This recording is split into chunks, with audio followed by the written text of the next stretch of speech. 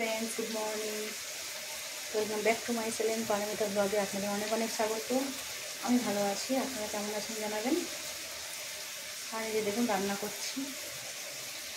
আজকে শনিবার, তো শনিবার আমাদের নিরামিষ হয়।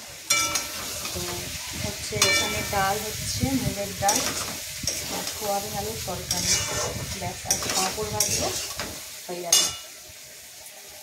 আমার ঘরটা কীরকম ফাঁকা ফাঁকা লাগছে না, ছেলেটা নেই, ছেলেটা সকালবেলা একা একা তো এত বড় ঘরে ওর ভালো লাগে না। সকালবেলা বলছে যে আমি কার সাথে খেলা করবো, চল তাহলে মাসির বাড়িতে তোকে দিয়ে আসি,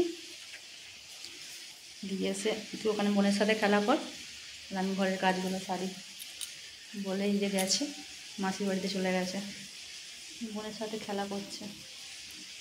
আমি ওকে দিয়ে এসেই ঘরের সমস্ত কাজবাজ ছেড়ে নিয়ে চান টান পুজো টুজো করে নিয়েছি, নিয়ে এখন এই যে রান্না বসিয়ে দিয়েছি। রান্নাটা কমপ্লিট হয়ে গেছে, ব্যাস বাসি।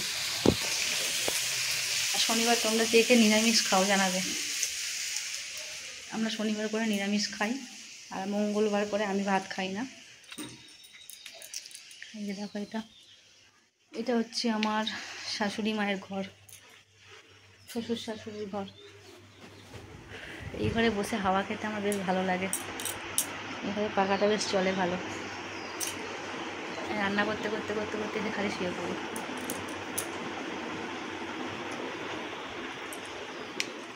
চলো রান্নাটা সেরে নি ঝপ করে। নিজের বাচ্চাকে যতই মারি বকি না কেন, তবুও তো মানে ঘরে যতক্ষণ থাকে জানি দুষ্টুমি করে, খুব অত্যাচার করে, কিন্তু একটুখানির জন্য যদি ঘর থেকে চলে যায় না কোথাও, পুরো ঘরটাই যেন ফাঁকা ফাঁকা হয়ে যায়, যেন মনে হয় কিচ্ছু নেই, কেউ নেই, চুপচাপ। আমার তো একদম ভালো লাগে না। একটুখানি পাশে দিয়ে এসেছি, খালি মনটা ছটফট করছে, কখন আসবে কখন আসবে। আমি কাজবাজগুলো একটু সেরে নিয়ে যাবো, নিয়ে আসবো ওকে। আর দেখো ও আজকে আমার আলমারিটার কী অবস্থা করেছে দেখবে। দেখো দেখো, লেখার আর জায়গা পাইনি। এই দেখো, এই দেখো, ওটা আলমারিতে লিখে ভর্তি করেছে।